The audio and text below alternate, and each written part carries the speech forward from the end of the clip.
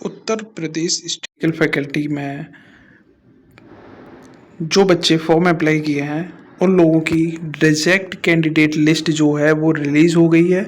ठीक है, तो अगर इस लिस्ट में जिसका नाम नहीं है तो वो बच्चे क्या करेंगे?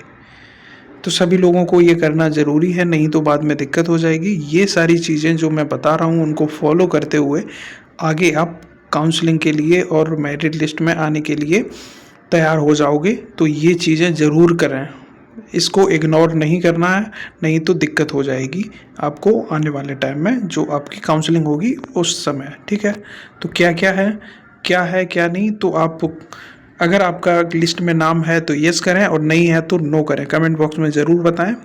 ठीक है, चलिए चलते हैं कि क्या लिस्ट में नाम नहीं है तो फिर क्या करेंगे।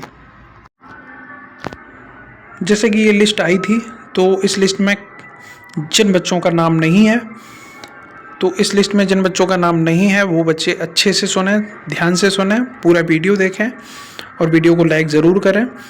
तो क्या है क्या नहीं, जिन बच्चों का इस लिस्ट में नाम है उन बच्चों का फॉर्म रिजेक्ट हुआ है।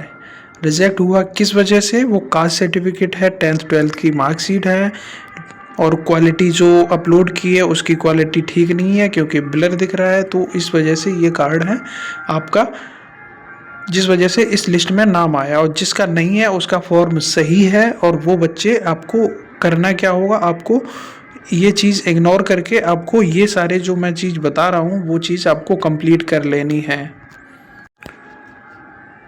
जिसका भी उस लिस्ट में नाम नहीं है उसका लिस्ट मेरिट लिस्ट में नाम आएगा। और मेरिट लिस्ट में क्या क्या चेक करेंगे? मेरिट लिस्ट में ये सारे डॉक्यूमेंट जो आपका जो कैंसिल हो रहे हैं वही सारे डॉक्यूमेंट चेक होते हैं।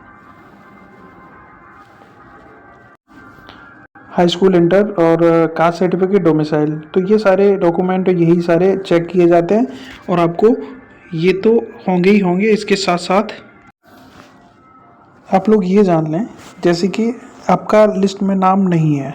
ठीक है, आपका लिस्ट में नाम नहीं है, आपको फिर अब मेरिट लिस्ट के लिए तैयार रहना चाहिए। मेरिट लिस्ट किसी भी टाइम आ सकती है 28 के बाद, 28 तक जो करेक्शन चल रहे हैं उसके बाद मेरिट लिस्ट किसी भी टाइम आ जाएगी। ठीक है, मेरिट लिस्ट आने के बाद आपको अपनी परसेंटेज जो बन रही है वो और रैंक पता कर लेनी है कि कितनी हो जाएगी, क्योंकि जो कार्ड होगा वो डाउनलोड करके आपको पता चल जाएगा।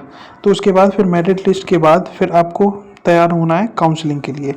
काउंसलिंग में जो आप फिर 5,000 रुपये सिक्योरिटी फीस जमा करने के बाद फिर आपको चॉइस फिलिंग के लिए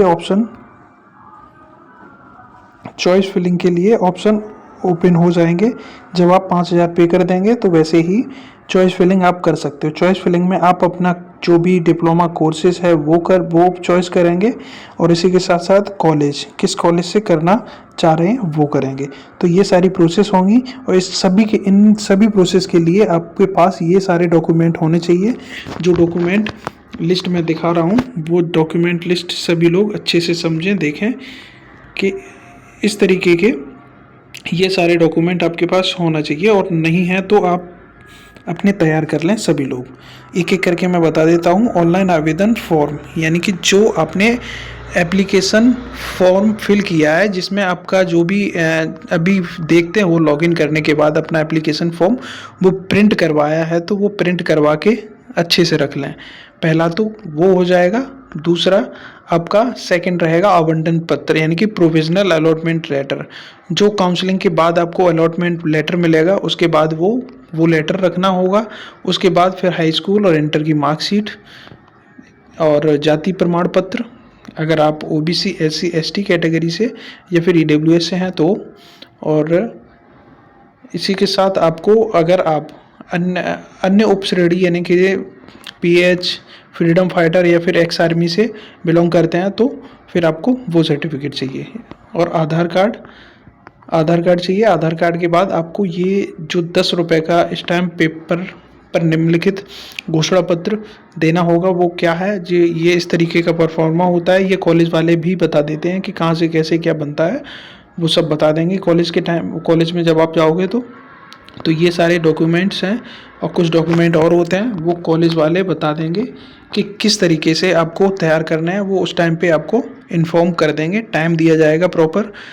ठीक है, तो ये सारे डॉक्यूमेंट ज़रूर तैयार कर लें। जिन लोगों का लिस्ट में नाम नहीं है और है भी तो भी ये अब आप कर लें, क्योंकि आप करेक्शंस कर ही चुके हैं। ठीक है, करेक्शंस जो करने थे वो कर ही दिए, और आपके पास अगर करेक्शन कर दिया है तो ये मैसेज आया होगा। करेक्शंस करने के बाद आपके पास इस टाइप का मैसेज फिर से आ रहा है, just successfully completed the submission application form. ये जो बताया गया है आपका सबमिट हो चुका है। और काफ़ी सारे बच्चों के फ़ोन भी आए हैं, मैसेज भी आए हैं, क्योंकि सर कॉल आ रहा है फैकल्टी से। फैकल्टी कॉल कर रही है, कंप्यूटराइज कॉल है, तो उस कॉल में बता रही है फैकल्टी कि आपका जो भी करेक्शंस होना वो कर लें। जिन लोगों ने जिन जिन लोगों के लिस्ट में नाम है, यानी कि कौन सा लिस्ट, रिजेक्ट जो कैंडिडेट हैं उस लिस्ट में जिस जिसके नाम है उसको फैकल्टी कॉल कर रही है। कंप्यूटराइज कॉल है, उसमें बताया जा रहा है, रिमाइंड कर रही है कि आपका ये कास्ट सर्टिफिकेट है या 10th का या ये है जो भी है वो आप चेंज कर लें, नहीं तो अन्यथा किसी भी दिशा में आपका फॉर्म रिजेक्ट हो जाएगा। फिर आप ही जिम्मेदार हैं इसमें फैकल्टी की जिम्मेदार नहीं होगी। तो इसलिए आप अपने स्तर से खुद से, जब हर एक चीज़ आपको पता है ये चीज़ दिक्कत है इस वजह से हमारा कैंसिल हुआ, तो क्यों नहीं नया अपलोड करके सबमिट कर देते हो टाइम से। तो इसलिए डिले नहीं करें, क्योंकि टाइम लिमिटेड है, टाइम दिया गया है। ये 23 तारीख से स्टार्ट हुआ और 28 तारीख तक करेक्शंस होंगे, और 28 तारीख के बाद आपकी फिर मेरिट लिस्ट आ जाएगी किसी भी टाइम पे। 28 तारीख के 1-2 दिन में ही आपकी मेरिट लिस्ट आ जाएगी। फिर उसके बाद काउंसलिंग प्रक्रिया शुरू हो जाएगी। बाकी आगे की जो भी प्रोसेस होगी वो आपको हम सीधे इन्फॉर्म करेंगे, जानकारी देंगे, हर संभव मदद करेंगे आपकी।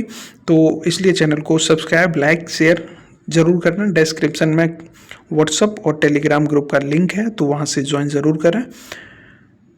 कोई भी आपकी समस्या है या फिर कोई सवाल है, कमेंट बॉक्स में कमेंट करके ज़रूर बताएं। Thank you.